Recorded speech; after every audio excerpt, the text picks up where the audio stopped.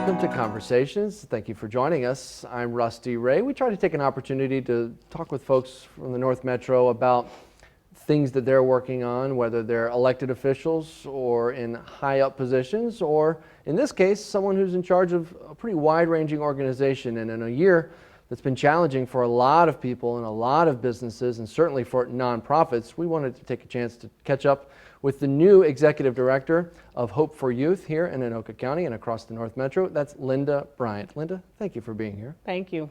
And you started in this role as executive director early February of this year. What a time to take over, and so much changed. I would imagine so much changed very quickly for your role and certainly for what Hope for Youth is doing. Let's tell really quickly the elevator speech, the little speech about what Hope for Youth is about and what it's doing in the community. So Hope for Youth is a fairly new nonprofit. We're going into our 7th year. And basically our mission is to end youth homelessness, in Anoka County, also in our state. And so the goal is hopefully some of the initiatives and programs and services that we're offering can be replicated as they become successful over the course of time. So basically Hope for Youth is, it's H-O-P-E. It's the reason why it's called Hope. And so we focus on housing and giving young people opportunities that become, if they become homeless or they're on the verge of homelessness, to have access to housing resources. And so whether that be transitional housing or scattered site housing, we have relationships with landlords, and we also have our own supportive housing facility called Hope Place, located in Coon Rapids as well, where young people can come stay with us for, in their own apartment unit for up to 24 months, and we help them get adjusted and become self-sufficient. So at the end of 2 years, they are ready to go off and obtain, housing and employment on their own. And then we also provide outreach services. We have staff that go out and kind of hit some of the areas where young people hang out, like the mall, small grocery stores, gas stations, areas where young people hang out. We also are part of Streetworks, so we're one of several advocates that go out and do this type of work on a weekly basis. And then we also provide prevention services. So we connect with schools and other youth serving organizations that may run into youth or come in contact with youth that are on the verge of homelessness or their families become homeless. And then we also focus on education and employment, because we know that, in order for a young person or any individual to come out of homelessness, they have to be economically stable. And so we want to make sure we focus on education, training, and employment. So people have the tools and resources so they don't go back into situations that they were in before. A simply stated aim to end and reduce Definitely. youth homelessness. However, that issue, as you've already outlined, very complex, and there could be a variety of reasons why a young person doesn't have just its stability and security of a home. And as I understand it, it could be something where not necessarily they're living on the street, but they could be sleeping on a friend's couch or even staying with a relative. It's not a stable situation. Is that one way to look at it, or is that the not the best way, but is that the way to address this and say they need stability and security of a home? I think you've given some great examples of how and why youth become homeless, but there's other situations that arise. So for example, if a family has to move and becomes homeless and has to move into a shelter, oftentimes a youth that is 18 years old and older, they can't follow that household into that environment. They have to find their own set of housing. And then oftentimes if families are larger, they have to be split up, and they find themselves, having to live at different places with different friends, different relatives. And then for a lot of youth, sometimes the family situation at home, it's just not working. And they see their only recourse as finding another place, which is out on the street. And sometimes that's not safe. It's not a safe place to be as a young person. Couch hopping is not always safe for a young person. Right. So that's one of the things that we do, is we provide different types of housing opportunities that meet the needs of what the youth need in terms of their situation. And this is certainly not a new issue or a new need, but has it evolved, or has it changed, or have certain things exacerbated it in recent years to make it more widespread, or is it just that organizations like yours, thankfully, are paying more attention to it and spotlighting it and addressing it? Or has it gotten worse, as you would say? I would say housing in general has gotten worse, especially in our state. As you know, we don't have a lot of housing stock in our state, and definitely housing is not affordable. And if you throw on top of that, you're a young person, whether you're 16 or 21, oftentimes landlords are not also interested in renting to younger people because landlords feel that they bring along their own problems with them. Sometimes, the stability around finances, are they able to pay rent comes along with that. So there's a lot of reasons why this continues to be a problem. And I would say, thirdly, to add on top of that is funding for youth programs like this has also decreased over the course of years. So there's not, as much opportunity for youth to have resources available to them anymore. That's drastically decreased. So oftentimes youth are out there trying to figure this out on their own. And you've had to be creative, and your organization has certainly had to be creative in ways to raise money and partnering with, I know, some churches in the area and working closely with schools and a couple of school districts. We visited, I believe, about a year or a year and a half ago, a retail store or a store. Yeah, Hope's Closet. And is that in Champlin? It's in Champlin. And people come and buy things there that they might want, and that money goes straight into it. Yep. Are there other creative ways? What am I missing in terms of ways that you are trying to raise the money needed to fulfill this mission? One of the biggest ways that we look at raising funds is through our events. And as you know, with the pandemic, we had to scale way back in terms of those events, and that's probably almost half of our revenue is in events.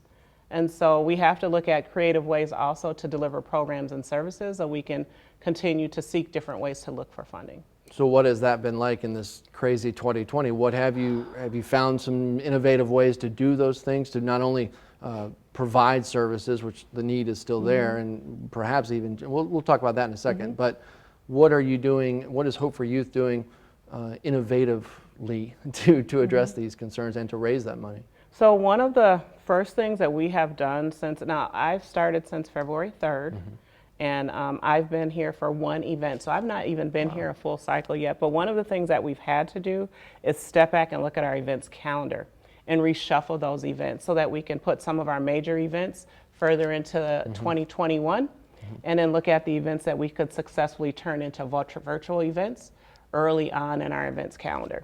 And so that's the biggest change that we've made. One event that we did pull off was our 4K that came up, and that was a little bit more challenging because not only were we trying to put together and host an event in a pandemic, but we also were going through civil unrest at that time too, and not wanting to pull off an event and behave as if nothing else in the world was going on. So, we really had to look at, when is the best time? And we did change the date to do the event. And then what was our responsibility to ensure that, we weren't, as a nonprofit or an organization, behaving like nothing else is going on. We just need to raise this money and it's all about us. We were concerned about the youth, the young people, our communities at hand. And so that's another innovative way So to look what at did you hosting do? something. What did So you do for that to be cognizant and to recognize the current situation? What were the things that were changed or added? We kind of toned things down. It wasn't as celebratory as it has been in years past, and we made a recognition that our country was going through some strife in our state, and we just wanted to honor that in the very beginning, and that was important. When we go through something like this, again, the innovation that all kinds of sectors have come up with, the nonprofit sector, to try to continue to raise the support it needs and continue to keep its central issue or issues at the forefront. There's a lot of that going on, but I also know that when tragedies seem to sort of mount, now we're dealing with natural disasters on different coasts of the country, people get a little weary, and so they're dealing with all that the pandemic brings and the challenges for individual families and employment and things like that. Do you find as a nonprofit, or in your experience with nonprofits for decades now, do you find that keeping people's attention to those issues that you're trying to emphasize is harder when their attention's pulled by the headlines in the news or all of that's going on, are people less likely or less willing to support or even listen to what's being said about these different causes? You know, how I would respond to that is the pandemic has put us in a situation where we are all in this together. So it wasn't affecting one group versus another group. And so just being conscious, constantly being conscious that it's affecting everyone, and it could affect the way that we do our work. It could affect giving levels, whether it's by individual givers and even companies, you know, in that case. You know, we've had companies that has approached us and said, you know what, we're sorry, we can't give to you at the same level, but we will give something. Because we understand, you know, we have our staff and our company and business that we have to take care of, but we also appreciate and support the work that you guys continue to do. I would say a significant change is that people are still willing to give, but they're giving in mind that they also have to make sure that they are taking care of themselves and their families as well. And we respect that. What about the need? Has the pandemic or even the civil unrest that you mentioned, has that had an impact on what's happening with young people and their transitions and their situations? And what does that impact look like that when you all are reaching out and you are in touch with the community? Has that changed the way that looks? I would say yes, and not just at Hope for Youth, but in terms of the homeless community in general. Just like yourself, you know, you and myself as well, you know, when we were first hit with this pandemic, we didn't know what was happening and what was going on. And so if you can imagine a young person couch hopping with someone saying, if you go out there, you can't come back here because we can't afford to get sick or we can't afford to get family members sick. Individuals have to think about how they're going to go about getting their resources or doing without. And so in the early stages of this pandemic, although we had shut down our organization, but we had a commitment to reach out and go where people were. So if people needed food, they needed information. We still had our 24-hour crisis line. We still had staff on call to deliver food, deliver products to people's homes or where they were staying at. We had to look at it in that way because we saw that the numbers had significantly dropped. And what we found out was young people couldn't come out to where we were at because they would risk where they were laying their head. And so they weren't willing to risk that. And so, you know, that's one of the things that we did was during the time, you know, there was a 30-day period when no one knew what was going on, where we all were hunkered down and at home, where our staff was on the phones trying to get a hold of youth that we had come in contact with in the past to check in and see how they were doing. On any given week or month or whatever, is there a number of youth that you may be in close contact with? Is that easily stated? Yep, Hope for Youth serves around 300 youth a year that come in contact with the drop-in center and our other street outreach services. And I would say on average, we were seeing about 30 to 40 kids a week. That number has dropped in half and has slowly picked up over time.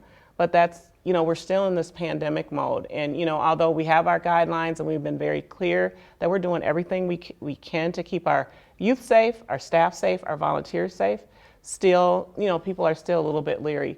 But people are starting to come out more.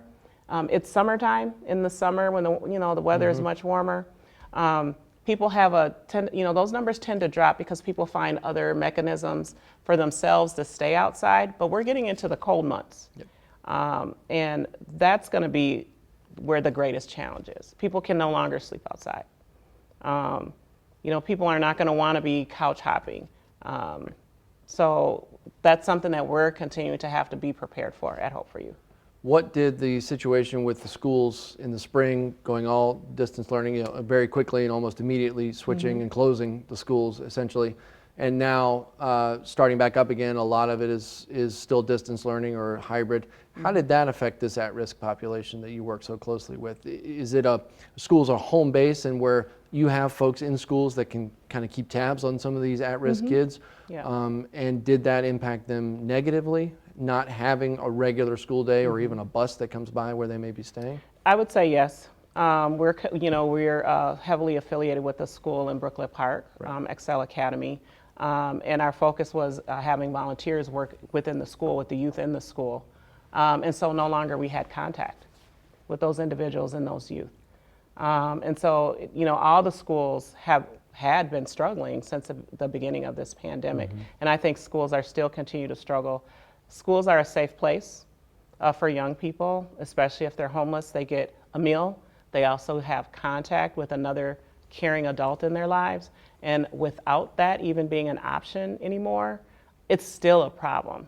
Even in a hybrid situation, Right. you still have young people that don't have access to food, shelter, safety in those situations. So, And if someone sees this and doesn't know much about this, or maybe has heard of Hope for Youth, or maybe they know about the store, or their churches raised money at one point, what can they do right now to help? Are you all in a position where you can just answer a phone and say, someone says, I want to help, and say, okay, you can do this and this? Is it that simple?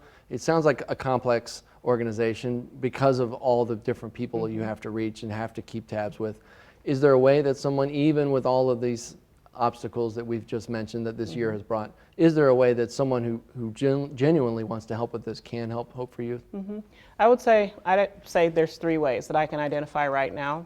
And number 1 is, I would say, when we host our events, to participate and support the work that we do and get the word out for those events, because the more people that we have participating, the more money we can raise to recover from the events that we were not able to have. I would say the second way is stay in contact with our website. We update our website weekly with what our needs are in terms of young people. And that list, it grows every single day with what those needs are. And so it's not an assumption that Linda assumes that a young person needs this. We hear directly from the youth. And then I would say, lastly, continue to spread the word about Hope for Youth and the good work that we're doing. We do informational sessions for volunteers and donors twice a month, where people can come in and learn what we do. We're doing virtual tours, because we can't bring people into our settings to have those conversations anymore. So I think those would be most important right now, and to continue to just be watchful on what's going to be happening in the future, and to continue to support our efforts, because people have done a great job at ensuring that they support what we do and the efforts that we do, and continuing to keep the word out there about Hope for Youth. Okay. And how we're working with young people. Do you have a specific event coming up that folks can participate in? Sure, Out of the Cold, which has been a fundraiser of this organization for several years. This will be my first year participating in Out of the Cold. And so we also, partner that with Give to the Max as well, and which is one of our large fundraisers as well. So that comes up at the end of November. And how does that work exactly? Well, we partner with different companies, and what people do is they sponsor a day of being out an evening of being out in the cold. Okay. And so that's based off of an appeal that we do every year. So I'm excited. It'll be my first event. People come prepared to be outside, whether it's outside of their house or outside or whatever, but it's just to raise awareness that, in the cold winter months, that it's a struggle for people that don't have a roof over their head. Okay. Linda Bryant, thank you for being here with us today and sharing the work of Hope for Youth and the struggle that it's been, but also it sounds like you're really looking forward and really concentrating on what can be done to help this population. Thank you. Thank you. And we'll continue to do that because, our mission is to end youth homelessness, and we can't do that without the help of other people. We don't do this alone. We do this as a collective community. Okay. Thank you very you. much, Linda. Yep. Thank you for joining us.